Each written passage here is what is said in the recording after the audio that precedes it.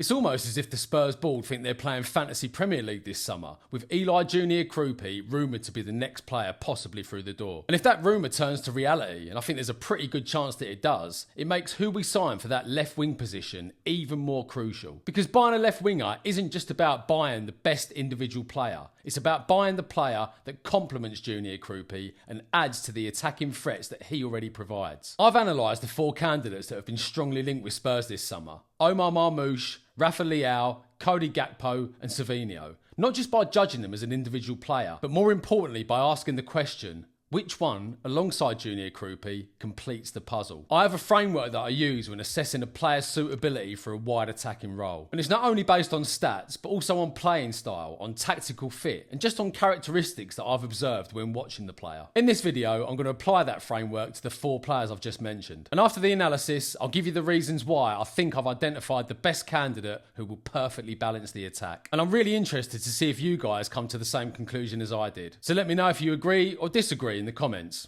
Let's get started. The framework I mentioned is up here on the screen, and you can see that there are 7 attributes that I consider the most important when assessing the suitability of signing a wide attacking player. And there's also an additional factor that I'll get to during my conclusion, one that often gets overlooked or completely forgotten about. As you saw from the framework, the first one is completely stats based and is possibly the most important factor of all: how effective the player is at providing goals and assists, or goal contributions. I've taken these stats from just the last 3 seasons and just in league games as well. But when I bring the stats up on the screen, you'll see that one player immediately stands out: Omar Marmoush. His return of a goal contribution every 1.4 games is highly impressive for a player that largely plays out wide, although one caveat would be is that his best numbers were achieved in the Bundesliga. But even so, in his first 16 games in the Premier League, he returned 9 goal involvements, which indicates that he is able to translate his form in Germany to the higher level of English football. Rafa Leao's record is also excellent, albeit in a lesser league in Serie A. And Gakpo and Savinho have a similar output, although Savinho's record covers far less games than Gakpo. And so, Omar Marmoush takes the first category quite comfortably. The second attribute to consider is dribbling and ball carrying ability, and for me, there's one outstanding candidate here. All of the 4 players being considered are good dribblers, but one is exceptional, and that man is Rafa Leao. Those of you that have seen enough of Leao will know that he's an extremely gifted player when he's got the ball. He's able to ghost past opponents at speed, he's able to beat multiple opponents in tight spaces, and he's able to go both ways as well when dribbling, go inside or go outside down the line. He's a real flair player of exceptional ability, and he's one that would excite any crowd when he's in full flow. There are stats that tell you about successful dribbles and ball carrying, etc., but I prefer to go with the eye test on this one. And so for me, Rafa Leao is by far the best ball carrier of all the 4 players. Now, I've given that category to Leao purely based on my opinion, so if you guys have a different one, please let me know in the comments below. Third on the list is pace, an essential component for any attacking wide player. And this one really surprised me. To the naked eye, I thought that Leao and Marmoush would be far and away the quickest players,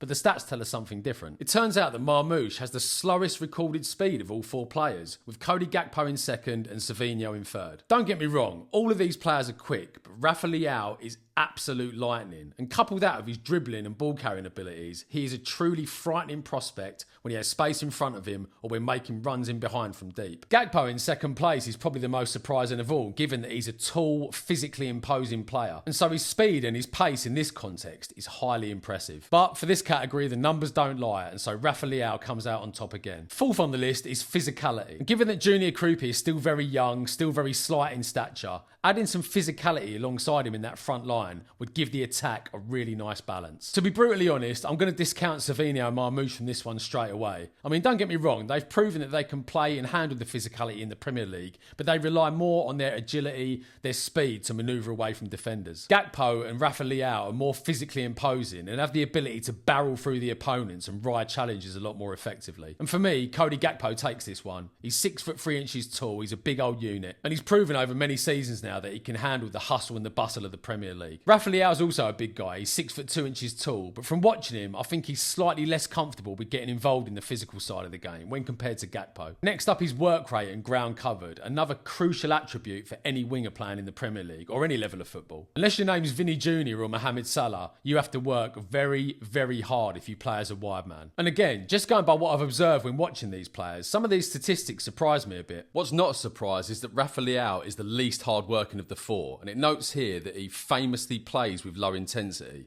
I think that's a polite way of saying that he doesn't like doing the hard yards. Third is Savinho, who I actually think works pretty hard whenever I've seen him. For a player of slight stature, he doesn't mind getting stuck in defensively as well. This is the surprising part. Cody Gakpo comes in a very close second. Now, I've seen this guy live and he works extremely hard, and it notes here that he is highly praised for his tracking back and defensive work rate at Liverpool. And so, Marmoush comes out on top again, although as I suspected, most of his work is done in the opposition half, as he is a real live wire of a player and is constantly on the move. This is one of the things I really like about Marmoush. He's constantly on the move, he's constantly making runs in behind, but I feel like he's a bit wasted at Man City because they're very reluctant to play that long ball over the top, even in transition. The next attribute we have to consider is experience.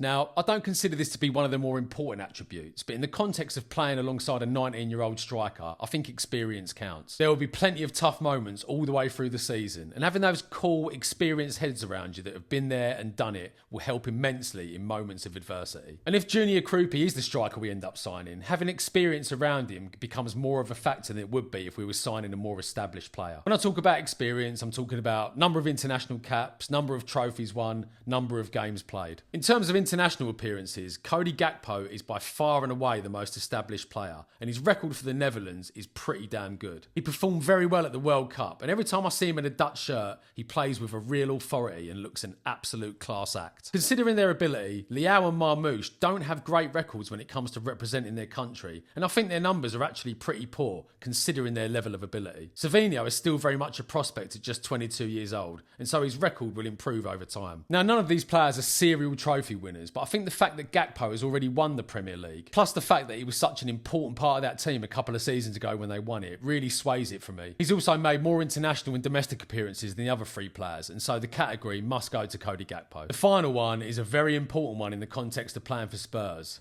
the injury record. And again, taking the stats from just the last 3 seasons, we get a good idea of just how robust each player is. Savinho has been unavailable for selection for 20 games in the last 3 years, a little high for my liking, and worryingly, he missed a large chunk of last season with a recurring thigh injury. Cody Gakpo appears to be pretty robust. He was only unavailable for 3 games last season and 4 games the season before, and looking through his whole career, he's never really had a serious injury, apart from an ankle problem that kept him out for a month a few years back. Rafa Leao missed 16 games last season for injury, although he only missed 2 games the year before that. But worryingly, he does appear to have recurring hamstring problems throughout his career. As for Omar Marmoush, his record is quite remarkable. He was unavailable for 9 games last season with a knee problem, but in the last 5 seasons before that, he's only missed 11 games for injury. That's pretty impressive, and so I think you have to say that Omar Marmoush just about shades Cody Gakpo in this category. In conclusion, you can see from the framework that Omar Marmoush comes out with 3 of the 7 categories, which surely makes him the obvious choice, right? But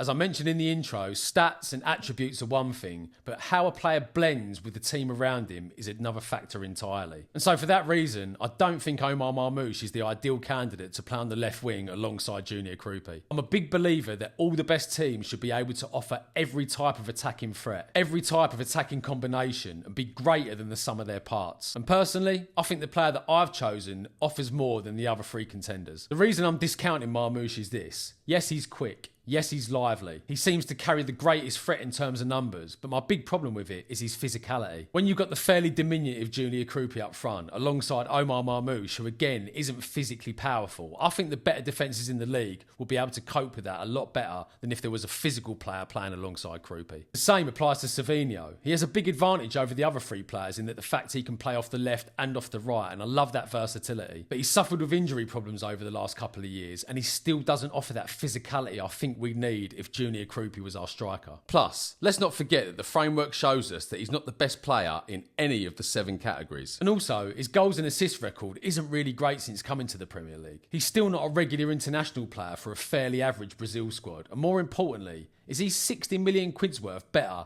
than Matisse Tell, who pretty much offers the same thing? Personally, I don't think so, and for that reason, Savinho is out. So we're left with Rafa Leao and Cody Gakpo, 2 physically imposing players, quick, strong, good with the ball, offer a real goals and assist threat. And if you're judging it on pure ability, you'd have to say that Rafa Leao is the better of the 2 players. But I have to say, One thing I've noticed every time I've watched Rafa Leao is that he is lazy. He doesn't work hard enough, he flits in and out of games, he's not as effective as he should be considering his ability. And don't forget, Milan are actively trying to sell him this summer. Big teams do not make their best players readily available for transfer, and for me, this raises huge red flags. On a few occasions, and ability-wise, he can be absolutely astonishing, but I suspect that the weaknesses I've just outlined are the reasons why his career hasn't taken off as it should do considering his ability. And it's probably also the reason why he's never been a regular starter for the national team. And so my choice would be Cody Gakpo. Physically imposing, quick, strong, a proven winner, has a good injury record, offers a goal threat, offers assists, is the most established of all the 4 players. And don't forget that he's got an existing relationship with Andy Robertson, who would likely be playing the large majority of games at left back for us. With that combination down the left hand side already there, it makes him the clear favourite for me. And also, remember I mentioned in the intro about an additional factor that often gets forgotten or overlooked. If you forget Gakpo for the time being but assume we sign Junior Kroupi, think about what our strongest 11 would look like. A front three maybe of Kudus, Junior Kroupi and Tell, a midfield of Tonali, Fernandes and Maddison, and then 2 fullbacks, Pedro Porro and Andy Robertson. Think about the stature of all those players. They're not particularly big, they're not particularly tall, they're not particularly strong in the air.